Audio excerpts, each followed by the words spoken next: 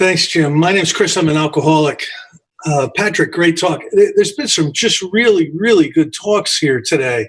I've been paying attention to everyone, and it's been a great day. There's also some friends of mine from my Zoom home group, which is Baltimore 6 o'clock, and my normal home group over in Bernardsville. It's good to see everybody.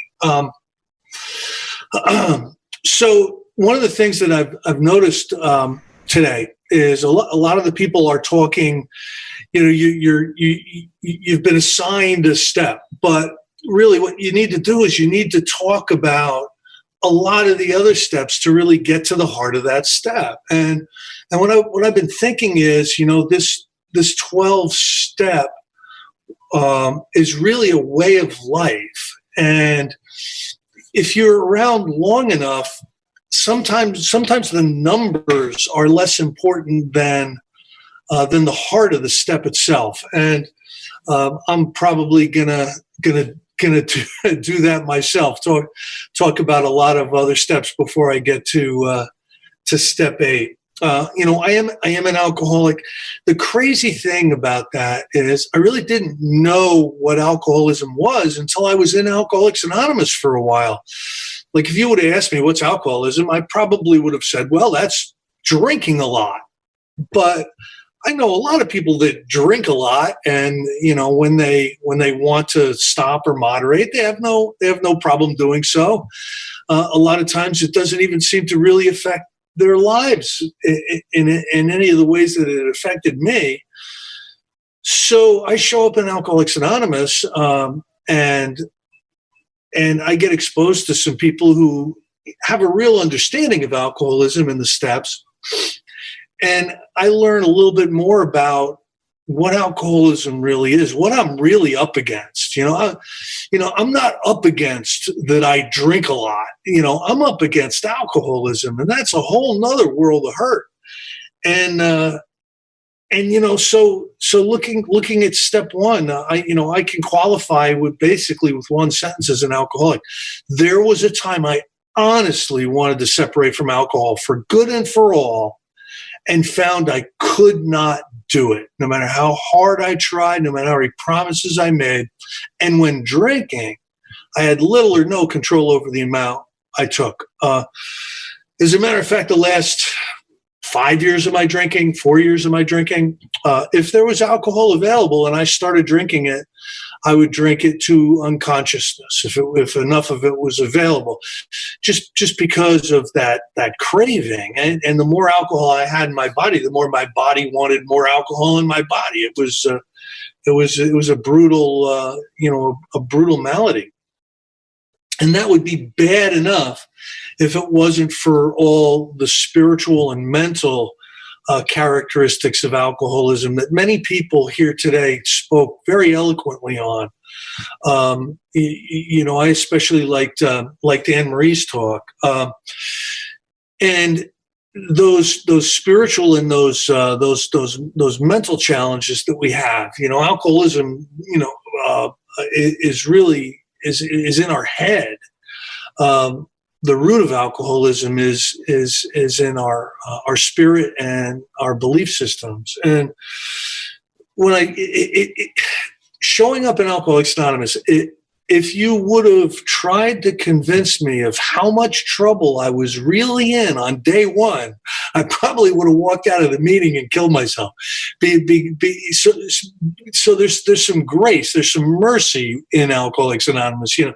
When I got sober, it was 1989, and you were allowed to come into the fellowship any which way you could come into the fellowship, and no one was busting your chops, and no one was giving you rule books, and there was a lot of latitude to coming to believe, and there was a lot of latitude to gaining an understanding of your own alcoholism, and you were given the time to do that. And I'm kind of grateful for that. I've been thinking back a lot this week about my early experiences in Alcoholics Anonymous, and I was talking with somebody the other night. I was telling them the difference between AA a year ago and AA when I came in was the activity level. We had a huge amount of activity in the late 80s and early 90s.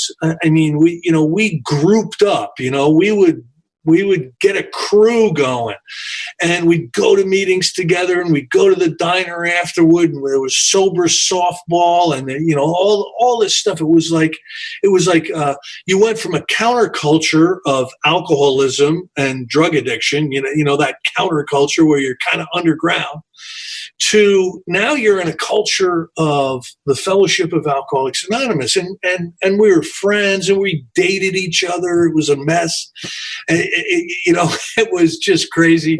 But a car would pull up to an AA meeting, and 8 people would jump out of it. I mean, that was my experience, and I'm kind of glad, that I got sober then. The world has changed a lot.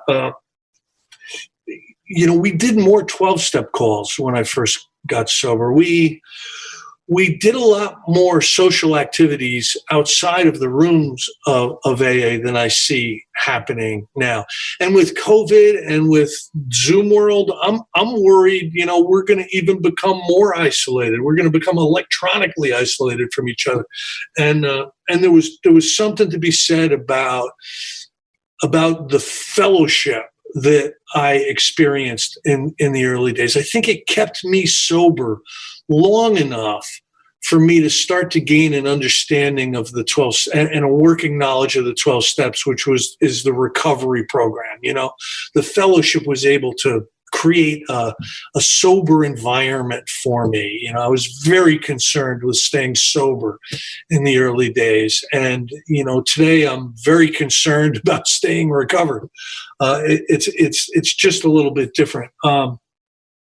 So step one, I understand today what I'm up against, and a true, full, inner, honest concession to yourself about alcoholism and all that it encompasses is devastating. It's basically admitting you're a dead person walking, unless there's an act of divine providence. Unless you can gain access to the actual power of God, you're going to die drunk. And that's really, really difficult. It was difficult for me to fully assess. I know it's difficult for other people too. We want to believe that we can figure this thing out. We want to believe that we can work this thing out. And the brilliance of the early AAs when they put our literature program together, where they knew what they were up against. They were low bottom alcoholics who, they were pulling them out of the mental institutions, to make them group members. They were banged up in the early days, and they knew what they were up against. So the structure of this recovery program that worked for them will certainly work for us. So, in step 2, I've got to come to believe that there's a power I can gain access to. A power I can gain access to that will relieve me of this mental obsession that causes me to go back to alcohol all the time. But not only that, will be the main mover of a spiritual awakening within me, a change in my attitude and my outlook. I will see things differently. I'll react to life differently, and it's not going to be an easy road. It's not going to be an easy road. It's going to take effort on my part to do the spiritual exercises that they're asking me to do in the steps, and none of those were comfortable for me. None of those steps were something I was almost going to do just before I got to AA. You know what I mean? Like, oh yeah, I was at the bar, and I was going to do a fearless and thorough inventory. I don't think so. What my whole perception when I was drinking was, it's a hostile world.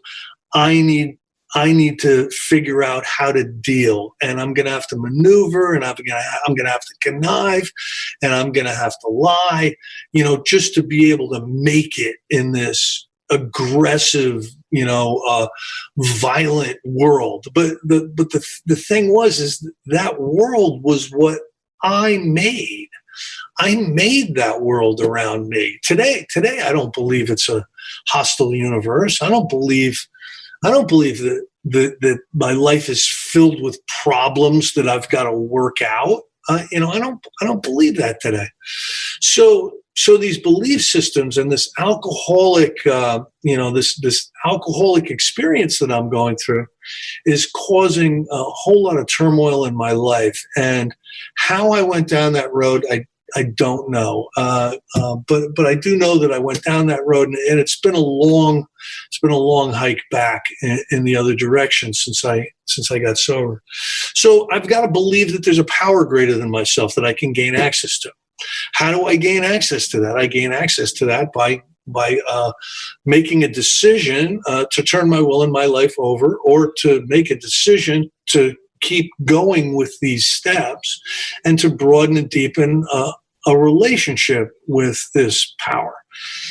And in step 4, now, people used to say one thing to me all the time, like back when I was drinking. I used to hear this all the time because I was nuts.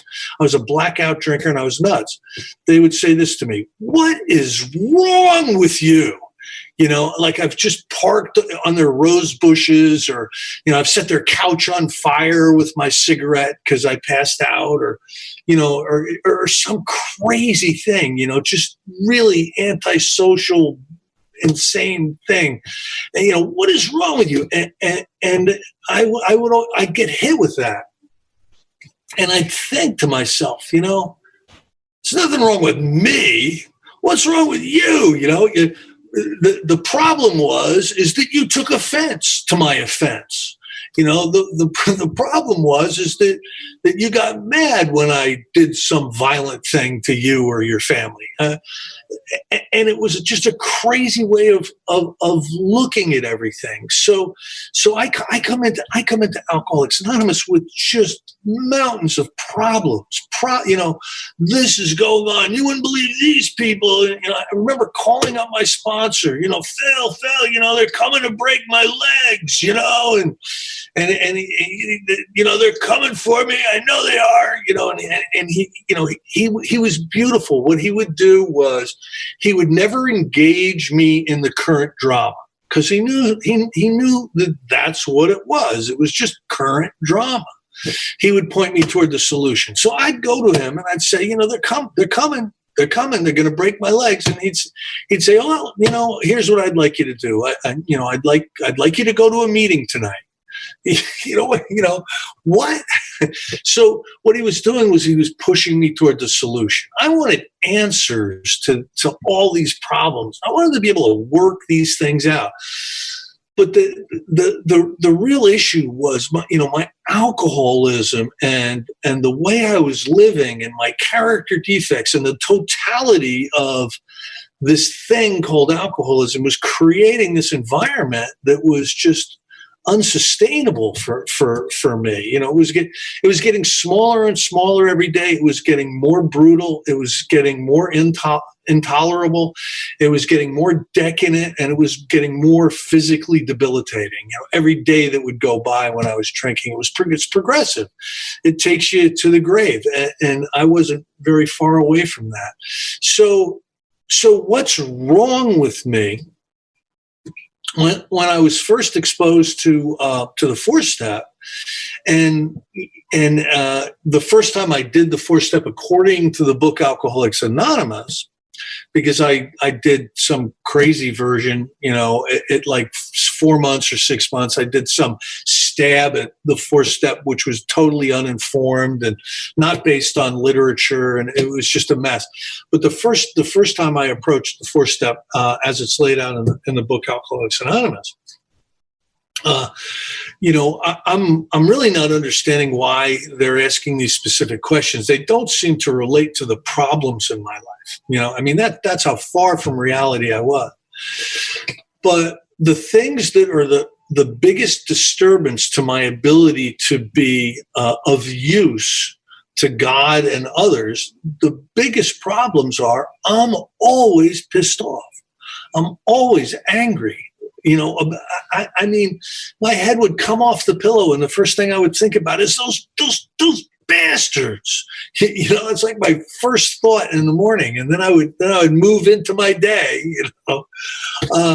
So I was just really, really upset with people and situations and institutions that I thought were unfair, and the whole situation. Why me?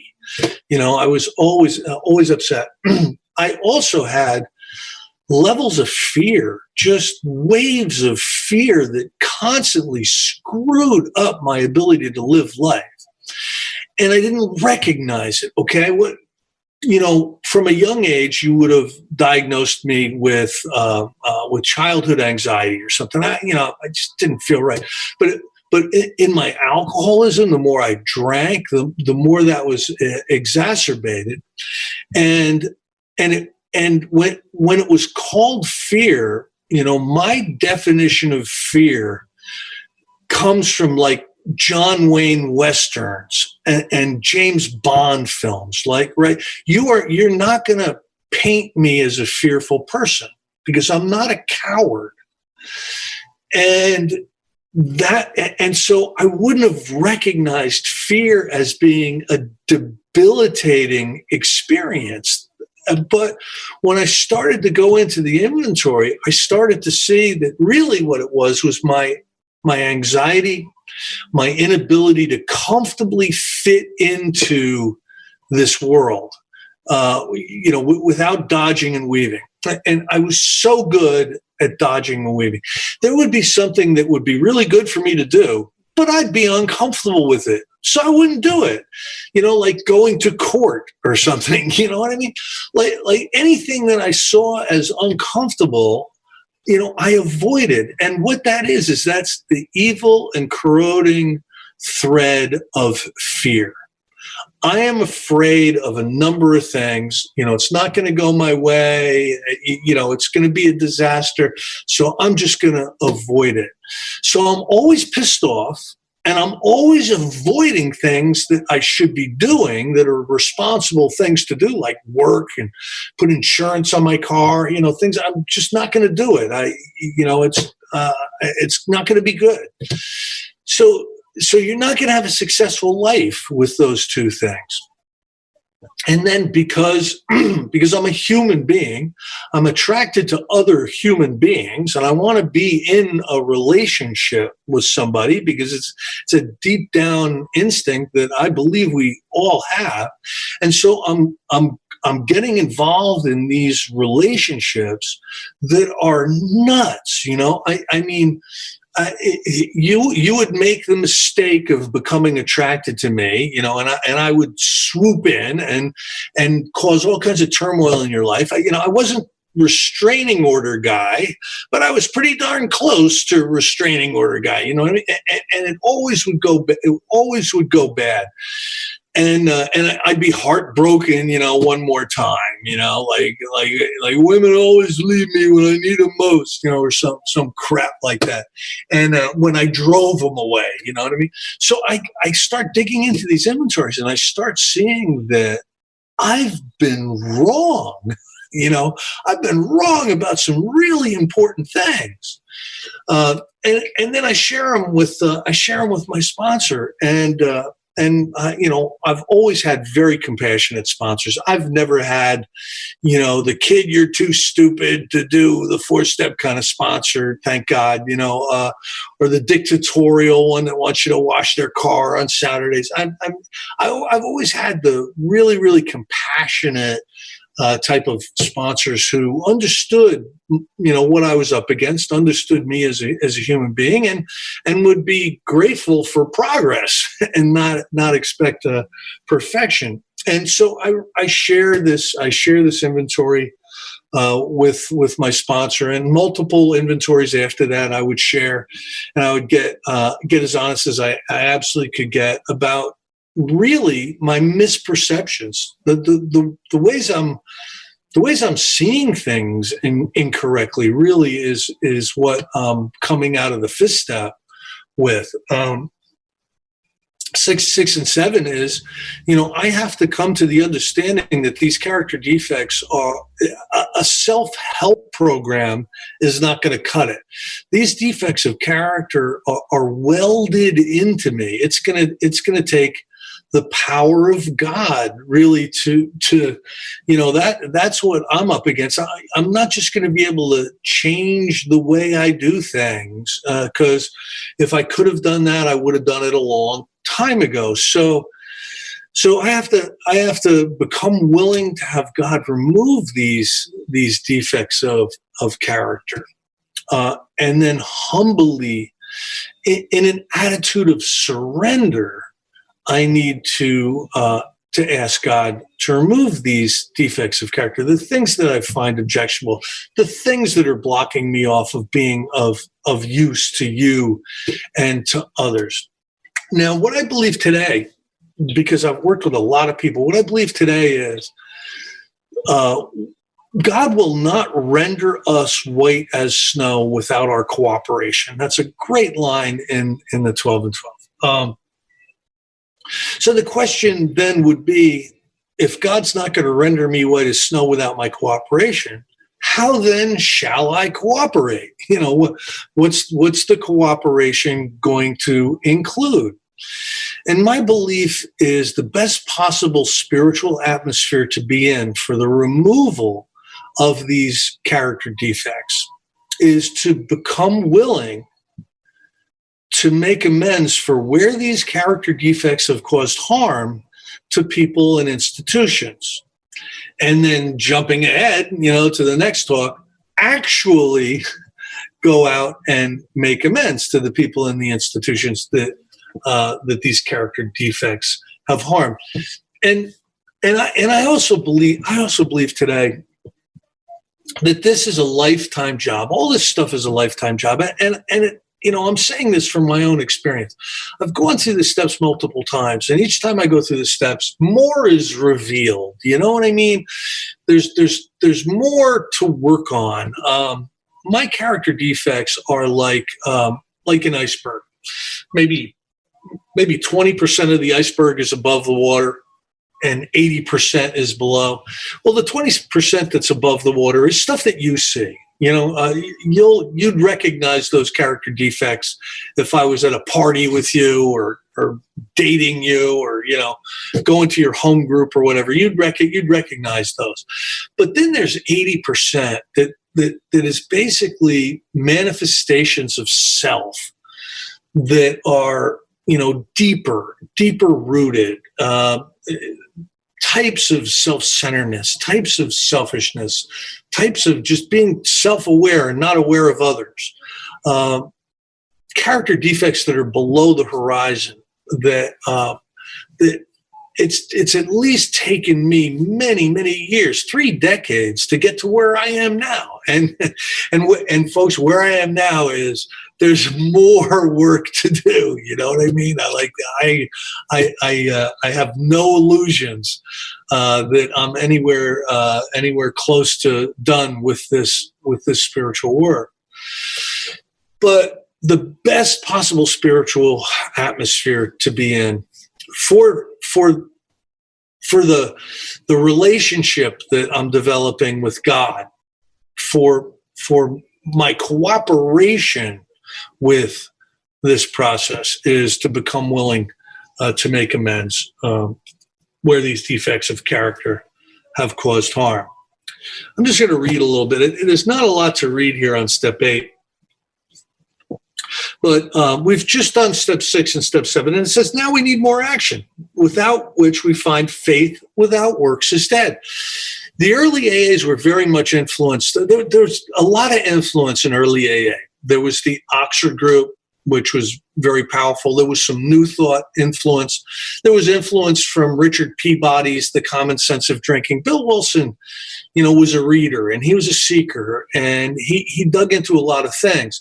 But especially out in Akron, the meetings were based on the Book of James, Corinthians, and the Sermon on the Mount. A lot of the philosophy of recovery in the Oxford group was based on that, and that translated into Alcoholics Anonymous. So in the book of James, that's where you find faith without works is dead. Now, thinking theologically, there were some theologians that believed that by faith alone you are saved. So your actions don't have to change. Your faith has to change, and you're saved. That's great unless you're an alcoholic.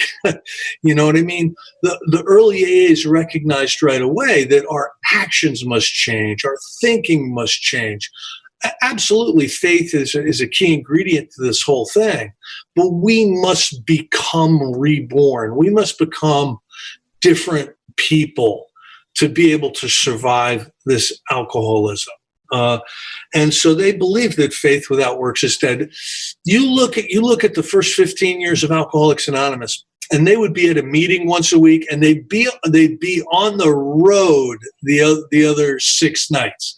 They'd be at the asylum, they'd be at the courts, they'd be on Skid Row, they'd be at the missions, trying to find alcoholics to work with, and that was their works. The 12-step work, after they've gone through the spiritual process of the steps, the work is now helping other people. And when you read the book Alcoholics Anonymous, taking it in context, you need to know kind of what their life was like when this book was written to truly understand it. And they were very, very busy on the street helping alcoholics. They did not wait for them to come to the home group or call the intergroup number or whatever. I mean, they went out, they sought these people out. So they were very, very interested in what your feet were doing. So it says, let's look at steps 8 and 9. We have a list of all persons we have harmed and to whom we are willing to make amends. So there's harms in the resentment inventory. Obviously, what I find as I move through the 4 columns is I'm pissed. This is why I'm pissed. These are the areas of self that are affected. Hold on, there's a line of demarcation. Putting out of my mind the wrongs others have done, I resolutely look for my own fault, my own mistakes. Where have I been at fault? And now my perception is shifting because I'm seeing that at best, I am the co-creator of all my difficulties, if not the instigator in these resentments. And that shifts my perception. And with that shift in perception has to come some forgiveness, has to come some understanding. Like, now I've gone through this, I've put it down on paper. I understand where I was wrong. I understand the mistakes I've made, and I see how they're key to this whole resentment, this whole situation that I'm talking about. Now, it says in here, with whom we are willing to make amends. Personally, there was a transition for me. There were some people that I put down on my 8-step list that I was ready to go to right away. But there were also some people in institutions that I had a lot of trepidation about. I had a lot of anxiety about, I would make up stories in my head. Oh, that's going to go bad. They're going to call the cops. I'm going to look bad. And a lot of that was manifestations of self blocking me off from being able to truly go into this step without fear. So I went into this step with a lot of fear, especially as I moved into my amends. But I was writing down stuff. It was very, very difficult for me to write some of this stuff down because I was ashamed of it. I was ashamed of it. I didn't want it to see the light of day. Digging this thing up after 10 or 20 years, what possible good could that be? But I had been convinced by the authenticity of the people that were taking me through the steps. I knew that they were authentic, and I knew that they were being honest with me, and I knew that they were sharing from their experience. They had done this, and they were insistent that it's a necessary thing to do.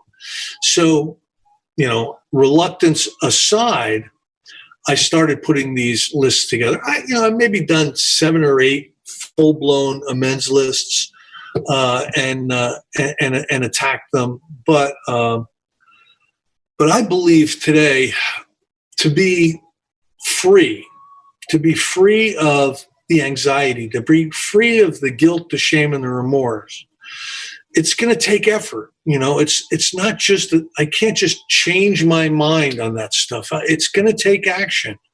Faith without works is dead. I need to put my feet to the ground and go and do a lot of this.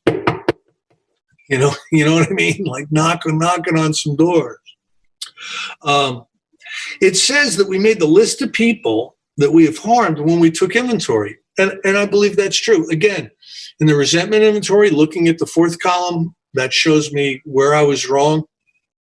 The fear inventory, there was a lot in the fear inventories that brought out harms that I had done others. I'll just give you for instance, I had a lot of anxiety about, going and getting a job or asking the boss for a raise or going to college because, that's going to go bad or, going back to school or trying to study to get a license for, a certain trade. I'm not comfortable with that. And what that was a manifestation of fear, which caused harm not only to me, but to the family I'm supposed to provide for. You know what I mean? I can benefit my family at a better level if I walk purposefully into a constructive way of living and earning money and education and all that. But I remember I was a dodger and I was a weaver because of this fear. So I owe amends for where I've fallen short. And the fear caused me to fall short in 100 different ways. In the sex inventory, reviewing these relationships, every single one of them, there would be an amend. Now, you have to be incredibly careful with all of these amends that you're not going to cause further harm. There's a speaker coming up soon who said something the other day that really stuck with me. After an amends, you want the person to be better off than when you showed up. So really using that as a barometer, I need to be very, very careful, especially about the sex harms amends and stuff. It doesn't mean that I shouldn't be willing to do them. And the forgiveness process needs to happen. But I need to be very careful that I'm not to clean off my side of the street by shoveling it under your carpet over at your house. I'm trying to right wrongs. I'm not trying to cause further harms with this. So we subjected ourselves to a drastic self-appraisal. That was step 4. Now we go out to our fellows and repair the damage done in the past. So this is repair work, So I've approached amends, I told you, about 6 or 7 times, maybe 8 times with the lists. And each time I finish a list, and each of the amends are different. Each of the approaches are different. Each of the actions are different in the amends. But when I'm convinced I've really attempted to do this to the best of my ability at that time when I've actually taken the action, it's absolutely amazing. Now, you got to understand, I'm going from an alcoholic who thinks you did all this to me. I'm innocent here. You'd drink too if the people and the places and the things and the institutions were doing to you what they were doing to me. I went from that guy to somebody that really recognizes I've fallen short and understands the importance of taking responsibility of that falling short. The actual taking of responsibility is really the recovery work. And it's also the secret ingredient to not doing it again. You know what I mean? It's to not doing it again. We attempt to sweep away the debris which is accumulated out of our effort to live on self-will and run the show ourselves. Again and again in this book, it's basically telling us the real problem is we've been running things. Now, how do you tell somebody that? You know, it's the only experience they know. I have been in charge of my life since I was about 12. My father died 3 days into my 12th birthday, and my mother kind of just checked out, and I really was on my own. I could do what I wanted to do. I could think what I wanted to think. I could, and I was totally in charge of what I did. Yeah. And so from 12 to 33, all I've known is that I've been managing all this stuff.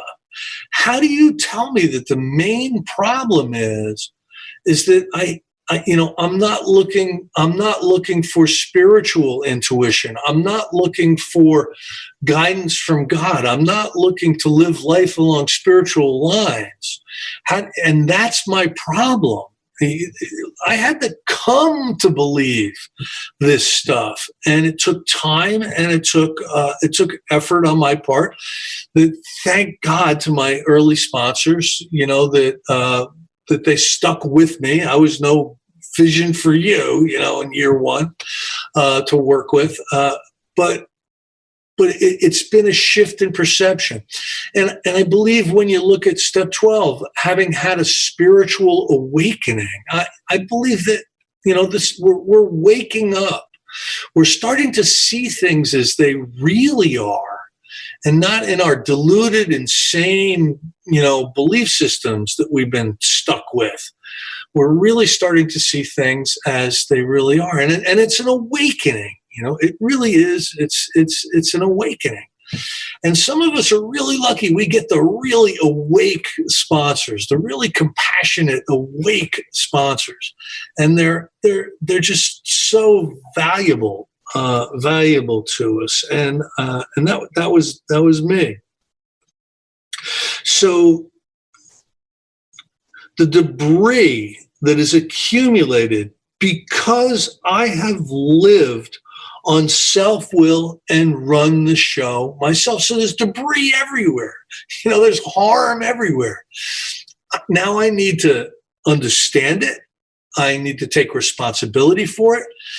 And there's a huge forgiveness piece in this too, because in column 2, I'm pissed. In the review of the relationship, I'm pissed. And I have to go from there to understanding how I collaborated and how I caused all this wreckage. And with that shift in perception, really kind of organically comes a forgiveness. And it certainly came with me. It's extremely rare that today that I'm really angry with somebody. It's just rare. They're not doing it to me. Nobody's out to get me. It's not a hostile universe. It's actually a very generous universe. When you find how to live life along spiritual lines, spiritual things happen to you. And I live a life of abundance today. Abundance, and I'm overpaid in every way. And it all goes back to the lessons that were learned and the work that was done in this step work. So it says if we haven't the will to do this, maybe we just don't have it in us to go out and make these amends right now. It says we ask until it comes. So if there's any amends out there that you're unwilling to do, the instruction is to pray for the willingness. Ask God for the willingness and keep asking until that willingness comes. I had to do that with several amends that were very, very difficult for me. They went right up against the biggest pieces of my ego, these particular amends. I go make this amends and I'll be admitting I'm absolutely wrong.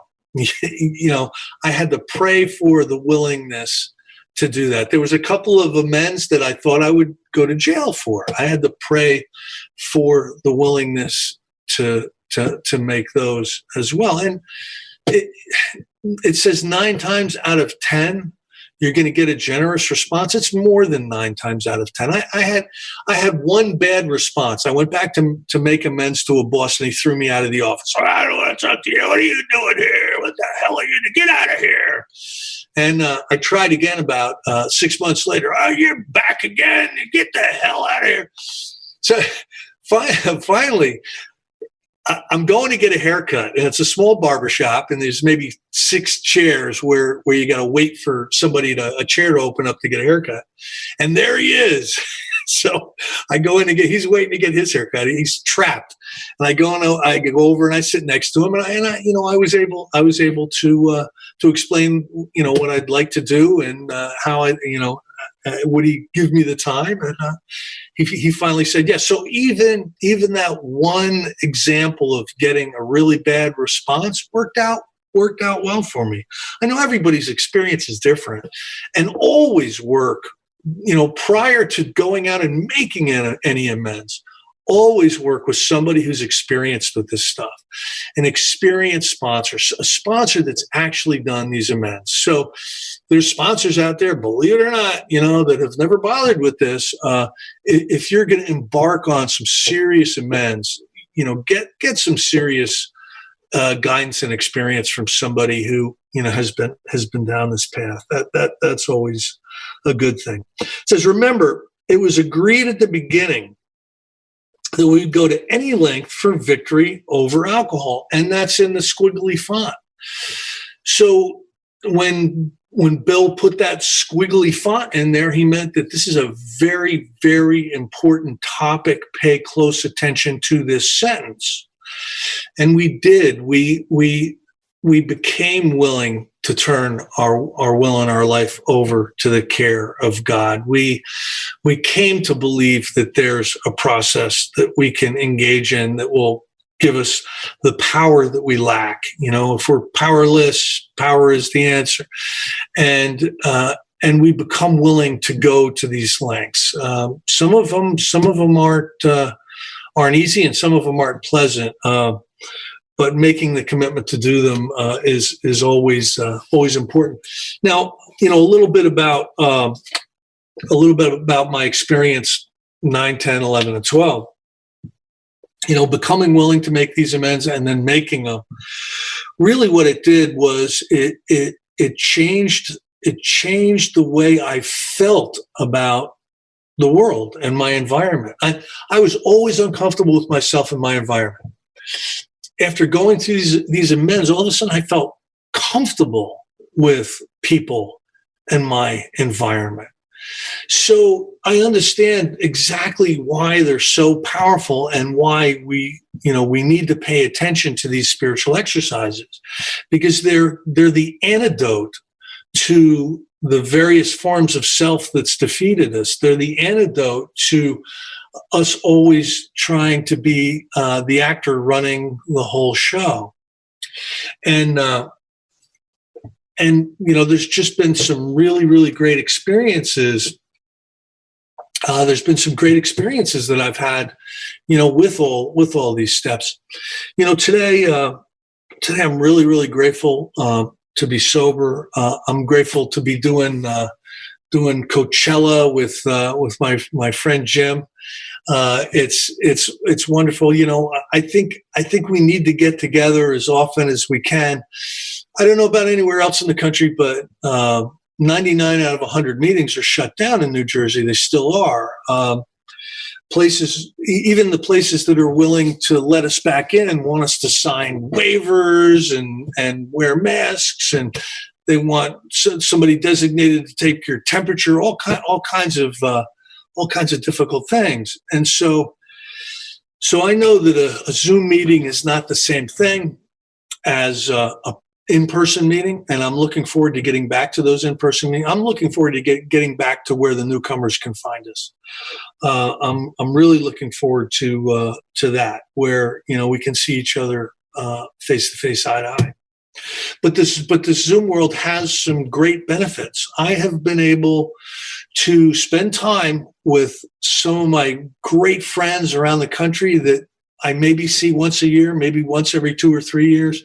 We're in meetings together all the time now. That is a very cool thing. Some of the best speakers, I mean, you can just click on your computer any time of the day or night and hear a really, really inspiring talk, inspiring recovery talk, and it's very cool. I just personally, I don't want to get too attached and don't want this to become something that I do instead of my 12-step work or instead of my commitments to groups. So I'm looking forward to the change. I'm also looking forward to some of the speakers that are coming up next. And Jim, am I at the end here? Am I close? I'm going to give that 2 minutes back. So thank you all for staying awake while I was talking. I appreciate it.